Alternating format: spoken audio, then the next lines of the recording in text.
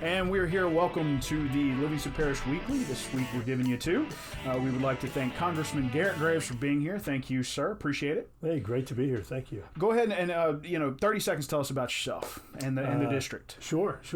So first, this district represents about 800,000 people. It's across 13 parishes, everywhere from north of Baton Rouge, like Point Capee and East Feliciana and St. Helena, all the way through the Baton Rouge area, so East and West Baton Rouge, Iberville, Livingston, Ascension, all the way down to the river region. So we pick up Assumption and St. John and St. Charles, going down to Lafourche and Terrebonne. But, a little factoid, of the 13 parishes we represent, there are only 2 whole parishes. One of them is Point Capee, and the other one's right here in Livingston Parish. Wow, so a lot of people, a lot of different kinds of people. No doubt, but grew up here in this area, and have been here. Been a resident here my whole life, but just did work in the land surveying field for a number of years, and worked in an engineering consulting firm for a while. I worked for the state's Coastal Protection Restoration Authority. I did some policy work up in Washington, D.C., and just love this part of the country. Awesome. And the people. And we are glad that you are in the position that you're in, because we know that a lot of money has flowed down this way, especially in a post-disaster world. But we'll get to that in a second. Well, I actually think it's going to be relevant to a lot of the topics we're talking about today. The first one we discussed with you is, the Amite River, which is a western boundary for the parish, is currently undergoing a big study and then smaller studies upon which that most are based on that big study, or at least use a part of it. Why don't you first talk to us about that big study, which is a core study. So jump in, please. Yeah, sure. Look, the August 2016 flood largely exposed a number of vulnerabilities that we knew existed. Now, certainly that storm was much worse than many people had projected. The flooding was worse than many people had projected could happen in our area. But what it did is it highlighted some projects first that had been around a long time. Projects like the Comite project, projects like clearing and snagging hundreds of miles of our rivers, bayous, canals, ditches, and other waterways here in Livingston Parish and in the region. But it also reminded us that those projects were designed for the 1970s and the 1980s. And here we are, Livingston Parish, one of the fastest growing parishes in the state of Louisiana. The last thing we need to be doing is preparing for the 70s, 80s, and 90s. We need to be thinking about the future. And so we were working with the White House, working with the Corps of Engineers, and we're able to secure funds for the Corps of Engineers to do an entire reanalysis of the Amite Basin. And so what that is it means reevaluating concepts like the Darlington Reservoir, looking at, you may remember over in this area, in the Alligator Bayou, Bayou Paul area, where Ascension, East Baton Rouge, and Iberville parishes all come together, looking at what to do there, looking at how to manage this entire water body, that the Comite, the Amite, and draining all the way down into Lake Maurepas, how it flows, what else we can do to improve the flow and prevent flooding. But I want to go back and reiterate that real quick. So we have the Mississippi River that runs through our area. And as you know, a lot of people believe that this area drains into the Mississippi River. And the reality is it doesn't. Right. There's like 16 parishes that all flow into Lake Maurepas, including Livingston Parish. And so that is our drainage basin. The Amite River is critical for us. And we've got to make sure that as we make all these drainage improvements and flood improvements, that it truly does help to keep us all drier, as opposed to keeping one area dry just to flood another. So that study's underway. We're expecting about 2 more years of work on it to get final recommendations, but that doesn't mean that work will be waiting until then. We have Comite under construction in Livingston Parish. We have 350 miles of different waterways that are getting clearing, snagging, dredging activities underway, working on a contract on the weir on the Amite River, on dredging on the lower Amite, and other projects that we think are pretty important. So all that funding is in place, and much of it underway as we speak. Let's back up a minute and let's discuss, because you have expertise in the area of coastal issues. A lot of people struggle with the fact that not only is Maurepas our biggest drain because the Mississippi is so huge, it takes them a while to understand that no, our water goes into Lake Maurepas, but now because of saltwater intrusion as well as a disappearing coast, we are considered a coastal community. How would you, I guess, shorten that up to explain to people? Because when Barry was coming through, we had storm surge warnings here, and people just could not understand that. So how would you layman's term that kind of thing? Yeah, well, first, I think it's important to note that Louisiana's lost about 2,000 square miles of our coast, 2,000 square miles. And so to put it in perspective, if the state of Rhode Island lost 2,000 square miles, then we'd have 49 states today. If Delaware lost 2,000 square miles of land, effectively, we'd have 49 states today. And so this is a huge area. It's a huge buffer. And what's happened over time with that land loss is effectively it has made Lake Maurepas, a coastal lake in effect, in that it is influenced by tides and storm surge and wind. You may remember back in 2012 when Hurricane Isaac came. Hurricane Isaac really wasn't that powerful of a storm, but it was slow. It moved very slowly, and it pushed all this storm surge into Lake Pontchartrain that then came into Lake Maurepas. So going back to our earlier conversation, if we're draining Livingston Parish into Lake Maurepas is swollen because of storm surge. Look, water goes downhill. And if it can't go downhill because Lake Maurepas is swollen, then it's going to go downhill, which means back into our communities. And that's what we saw in 2012, is that some of our communities were flooding because the Amite and Diversion Canal were flowing backwards in some cases. So it was a pretty big mess. And so this is a coastal community. We're affected by coastal land loss. And this parish is actually in the coastal zone of Louisiana. That has had a double effect, though. It has opened the door for some grants. The coastal, I can't call them restoration grants. I think they are listed as restoration grants, but they're given to coastal communities, correct? Well, so as a result of being in the coastal zone, as a result of being a coastal parish, the state of Louisiana and Livingston Parish, along with the other parishes in the coastal zone, receive funds from offshore energy production that goes directly to the parish, and those funds can be used for coastal restoration projects, for flood and hurricane protection projects. In addition, under the BP settlement, there's a portion of funds that are coming directly to Livingston Parish to address those same types of projects or vulnerabilities: coastal restoration, flood protection, storm surge protection.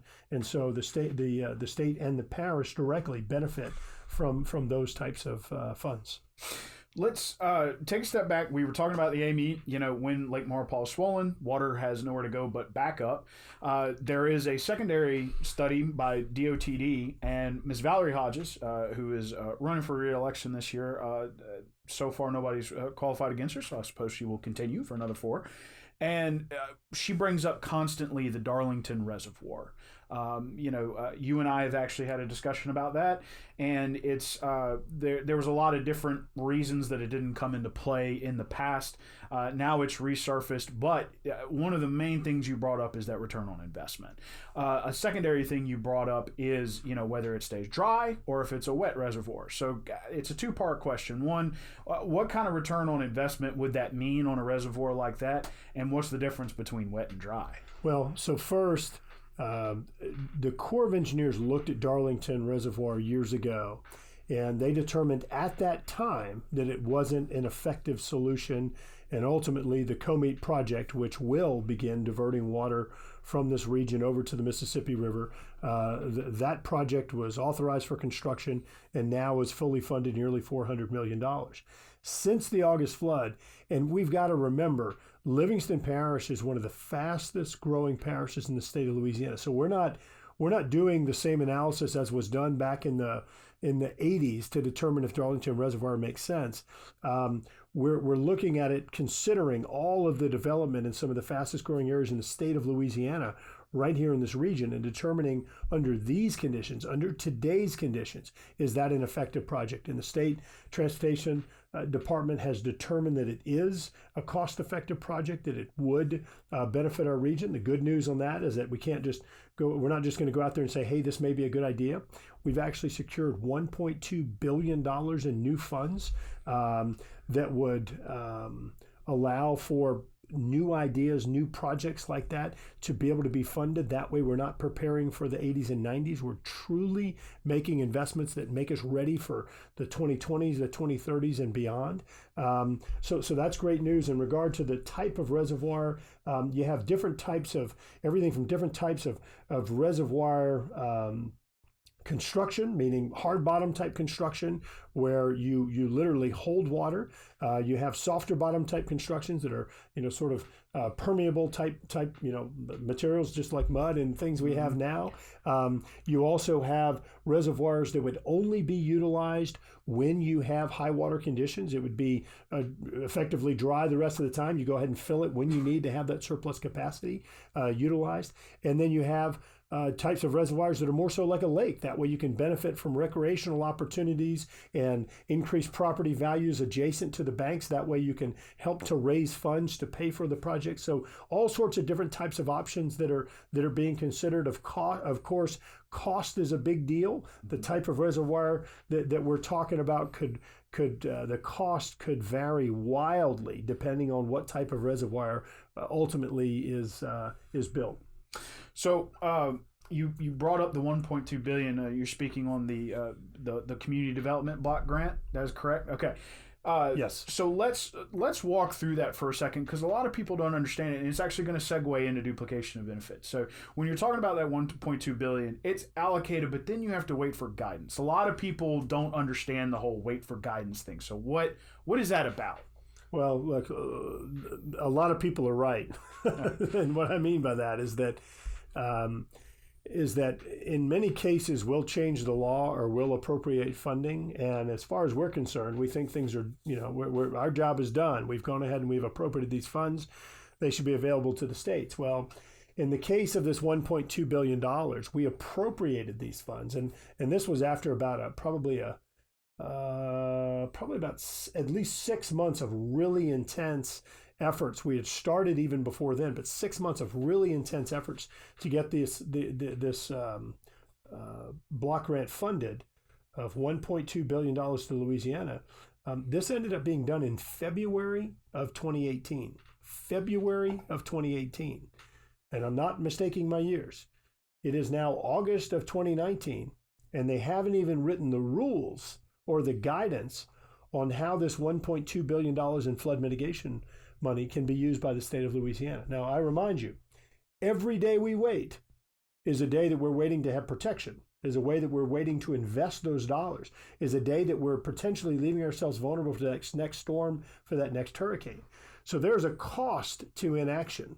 Mm-hmm. And it has been infuriating dealing with these bureaucrats who have little sense of urgency, and are now they called me on Friday and said, we're going to have this out, by the end of next week. Well, of course, today's Thursday, and they still haven't released it yet. But they told me that it would be out by the end of the week. So who knows? To sit here and realize that it's taken them a year and a half to say how you can use money for flood mitigation. The reason the public doesn't understand it is because the public applies common sense to things like this. And in government, that often is lacking. It is inexcusable. It is unacceptable to have to take a year and a half to be able to give guidance or rules to the state of Louisiana on how they can use these funds to make investments in our flood protection and our resiliency, and just really saving our homes, businesses, and keeping our families safe. Right. So, and you were saying every day that we wait is a day that we wait for protection. When I first met you about 5-6 years ago, one of the things that you said was the cost of disaster prevention was 3 times cheaper than the cost of disaster recovery. That since has increased. What is that number now? I think you threw out 6 times recently. There are different analysis that were done. There are ones that are done through the Corps of Engineers that are done through FEMA that say $4. There was the Congressional Budget Office says $3. There was the Corps of Engineers one said $7.93. There are others that I've seen $6. There are ones that some people allege gets up to 11, 12 or more. I actually think if you have the right criteria you're using in terms of the type of projects you invest in, particularly in an area like Louisiana, I think a 12-to-1 return on investment and better in terms of cost savings are realistic numbers, meaning if we spend $1 million in flood protection on the right project in Louisiana, we'll get greater than $12 in cost savings in preventing flood damages and of course, just really the incalculable cost of things like not having to evacuate your family, not having to go, dehumidify, dry out your home, and other things that in some cases aren't properly captured in those cost savings. Right. And so when you were talking about, we're going to go back to what you said about the common sense way that the public treats a lot of these things. You recently had an open house public forum about duplication of benefits. That was something that caused a lot of confusion when they said that, okay, we're waiting for guidance. We got the guidance. Here's what the guidance said. And most people couldn't read it for Adam. I mean, I have an economics degree and I had my own troubles with it. Sure. So, I know that's what your open house was dedicated to and you were there for a long time. So, I mean, I don't want to cut you short. Please talk as long as you need to. What did that guidance mean? Well, McHugh, first, maybe just refreshing people's minds on what duplication of benefits is. There are a lot of people that are very intimately familiar, unfortunately, on what that means. But after our August 2016 flood, the only dollars that were available initially for people to recover, get back on their feet, and maybe begin rebuilding their homes were a potential grant from FEMA that had a cap on it, and you may be eligible for some dollars to help you with your immediate needs. And then everyone was told that the next thing you needed to do was to go apply for an SBA loan, a loan through the Small Business Administration.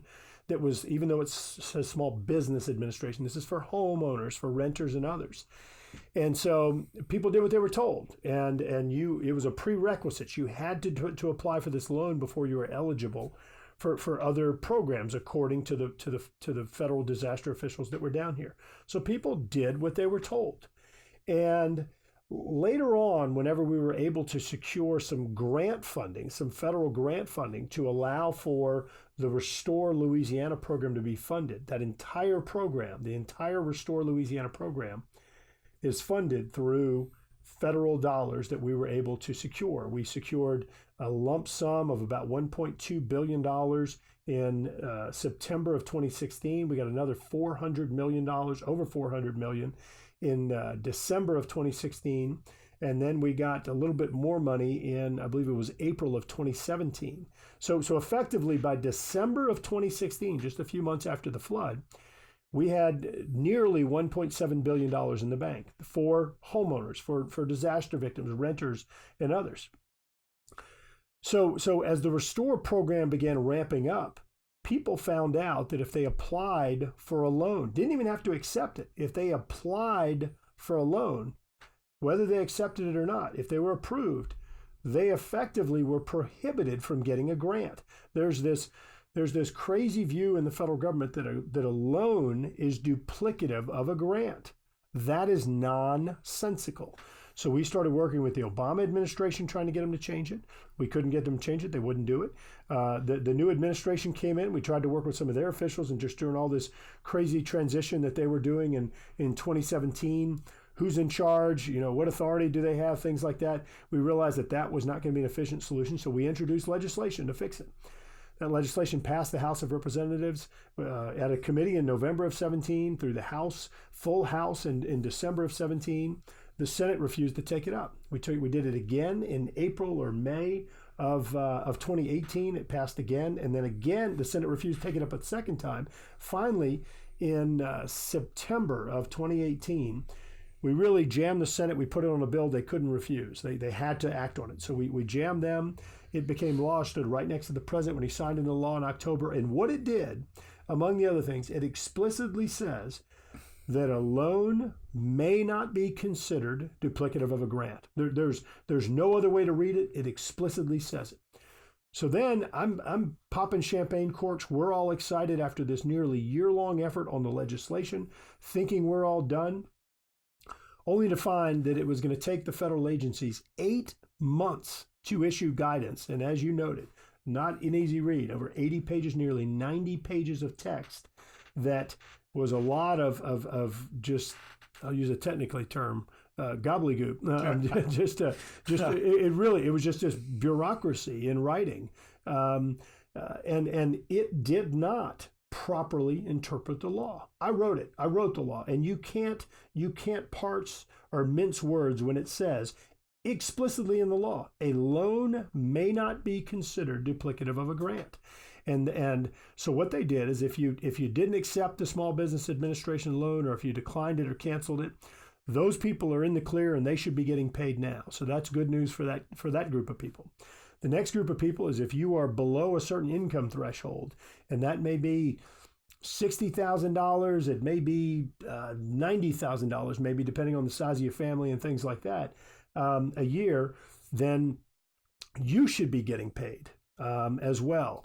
Now, one quick note there, if your income in 2016 was below, if it was below in 2017 or 2018 or what have you, you actually have the opportunity likely to choose your year. So you can choose what's best for you in terms of your income, and potentially lock that in. And if you can stay below this income threshold that they've set, again, anywhere from 50, 60,000 up to maybe 90,000, depending on your family size, then you should be getting paid. And that should happen in the next 2 to 3 months, perhaps. The last category of people, these people that are over this certain income threshold, the income threshold is arbitrary, it's discriminatory, and it previously didn't exist, and it's not in the law. They made it up. So the only thing for those people over the income threshold is for them to apply for a hardship. Now, there is pretty broad criteria for what could be considered a hardship. And so I'd encourage folks, once that process is laid out, for them to do it. But we are continuing to fight this flawed interpretation for those with certain income threshold. And I'm not stopping until we have this issue resolved. And just to give you an example, McHugh, one of the things we did, we said, okay, HUD, if you're going to be a problem, watch this. We passed an amendment through the House of Representatives that actually would prohibit the Small Business Administration from collecting your loan payment check if you're a duplication of benefits victim. Now that passed the House. We're still waiting on the Senate to act on it, but we're going to keep doing things like that until they fix this the right way, because as much as we fought to get the law changed and to solve this problem, to have bureaucrats out there throwing up unlawful obstacles, I'm not going to stop fighting until we get this issue resolved. An interesting point of note, and thank you, I mean, what a saga, right? And an interesting point of note, and that someone brought up to me, was that the director of HUD, Dr. Ben Carson, was in this building with you, with the governor, with Senator John Kennedy, a year after the flood, talking about all this. Can you say, we're not trying to throw the good doctor under the bus or anything like that. But there were a lot of people that were confused when he had been down here. He had seen what was going on, and yet it still took so long. I can't explain that to anybody. The only explanation I had coming from my end was that's just government. So is there something you can give on because I mean, when he was here, he seemed amenable, he seemed respectful of what we were going through, and yet it still took up until just a few months ago to really get any kind of initial guidance given. So is there any kind of comment you have on that? Well, I'm not going to make up excuses for anybody, because I think their performance has been unacceptable in this. It's fair of us to note that HUD, the U.S. Department of Housing and Urban Development, is not a disaster agency. I personally don't believe these programs should actually be housed in that agency. It is the agency where they've been housed for a number of years now. It's where you go get these types of funds. That's why we sought the funds through that program. There's not an authorization or a legal basis to go elsewhere at this point. But I don't think they should be the agency that houses this. It's fair for us to note that in addition to our August 2016 flood, that at the time was the fourth most costly flood disaster in U.S. history. This unnamed storm that got little attention in the national news media. But in 2017, you had Hurricanes Harvey, Irma, and Maria that caused devastation in Texas and Florida, Puerto Rico, Virgin Islands.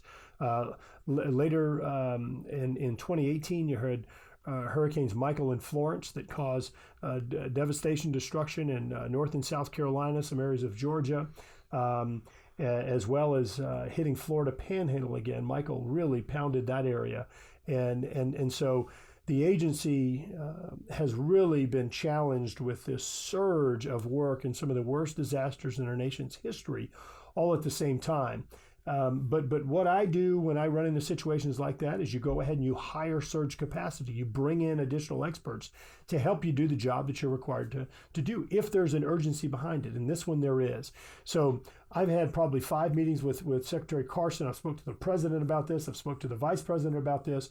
And there's a lot of I shouldn't use this term, but I'll just say deep state bureaucracy that's there and folks that are opposed to changing the rules. And so a lot of that sort of institutional resistance or recalcitrance has been fighting. They have been fighting us. We've been fighting them to do the right thing. And that's been a big part of the problem. But lastly, recognizing what I said before, I don't think HUD is a disaster agency, and I think all they do is confuse things by even coming to the table. You add an alphabet soup of new agencies. We got together with Congresswoman Stacey Plaskett of the Virgin Islands, and we wrote a bipartisan bill that actually moves this effort over to FEMA, and it reduces the bureaucracy. It says that you just give this money out. Now, you and I were talking about this guidance and all this stuff that has to happen. It's taken 8 months to a year and a half for different pots. Why would you have to recreate the wheel? It's not like we haven't had disasters before. Use the same guidance you used before. And so what we've done is we've passed a bill unanimously out of the House Transportation Committee that would move this disaster program, the Restore Louisiana-like program, over to FEMA, but FEMA wouldn't really have oversight. They would just give the funds to the state of Louisiana with certain criteria that requires that the funds be used to help homeowners directly, homeowners, renters, and in some cases business owners in recovery of the community, and really just cutting through the red tape and bureaucracy. And we've got just a little bit left of the show, but we're going to take a quick break. We will be right back.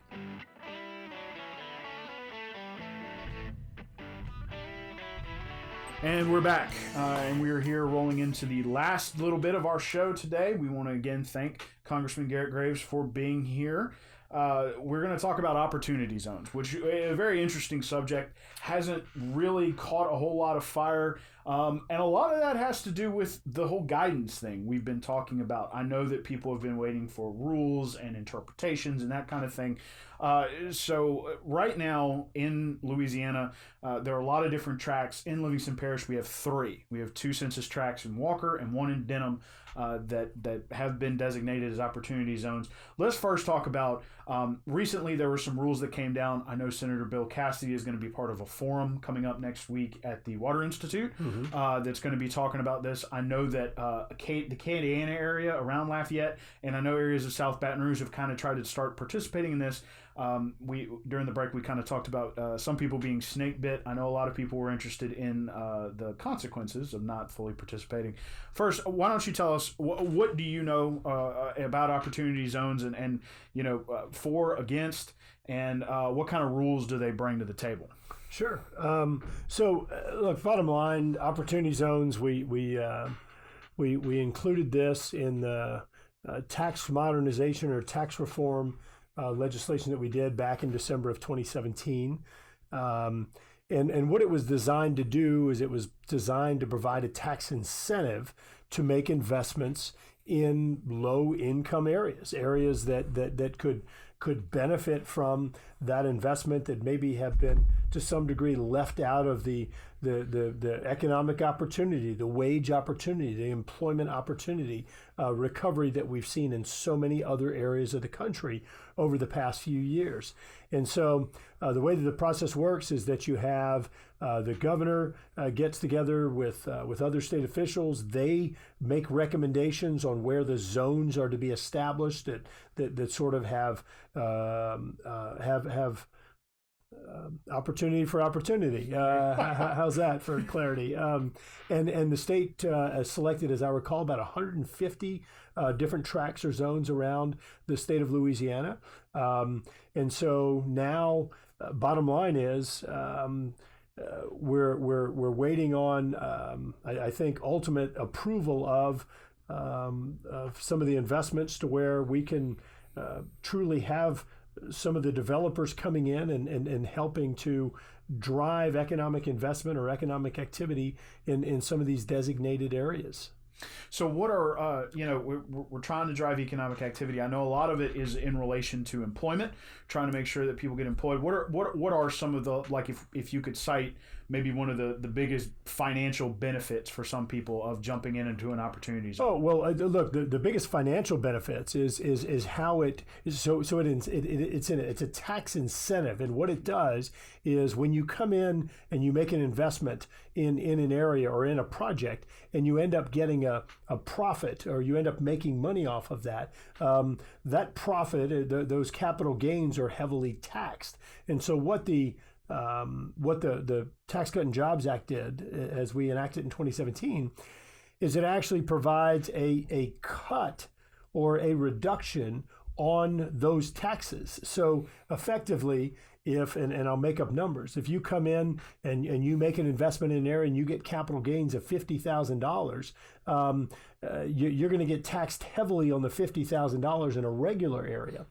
If you come in and make an investment and you generate $50,000 in capital gains in an opportunity zone, it's a significant reduction on the taxes. So it effectively, it gives you an opportunity to profit more from making investments in some of these opportunity zones or these areas that have not fully participated in recovery or in economic activity. Now, the reason this is important is because in many cases, you may have some really great areas that haven't really experienced an economic boom, not because they're not good areas, they just haven't received the proper attention.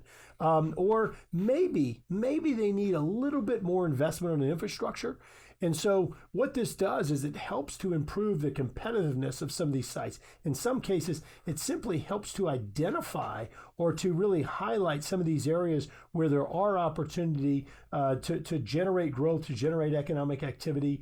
And that's what the program is designed to do. It's designed to bring jobs, higher wages, and better employment opportunities to some of these areas of the country that really have seen, for one reason or another. And in some cases, I want to say this again. In some cases, it's not because there's anything wrong with them. It's just these areas that haven't been highlighted. And so just bringing attention to those areas and really incentivizing investment and industrial and capital investment in some areas. And so the three tracks are, one is Range Avenue moving west to the Amite River in Denham Springs. The other one, it's two of them in Walker and basically covers the entire city of Walker, including areas outside the city limits. So there's plenty of room for this investment. Here in Livingston Parish, we have talked with the city of Denham is going to take that information from that meeting and try to put together some marketing materials. I know Walker is as well. And I know that David Bennett at LEDC, you spoke there earlier today, is also looking into these possibilities, because there are, you do have to deal with some zoning, but there are some areas ripe for investment in those places. And you something that's really important that we did talk about at the lunch event today. Louisiana, when you start looking across, lowest electricity rates in the nation, we have the best maritime transportation system, or just different ports and ways to get products shipped around the nation or shipped around the globe. We have 6 of the Class 1 rail lines. Like, when you start looking at all of the strategic advantages that we otherwise have to other states, to other regions, and you put this on top, the opportunity zones on top, this really does provide an opportunity for Louisiana, for this region, to lure or incentivize investment here. When you pair it with all these other strategic advantages that we have, this should be a win for us. Well, and we are hoping so, and we'll be looking forward to touching base with you later on how these both municipalities, the parish government and LEDC, treat them. That is going to wrap up this podcast. Congressman, thank you for joining us. We do appreciate it, and we look forward to seeing you out and about throughout the rest of your tenure, which we hope is a while. To reiterate, billions of dollars have come down in Louisiana thanks to the efforts of our Washington delegation, and that includes Mr. Garrett Graves here, who has been instrumental, and especially thanks to his expertise coming into the position.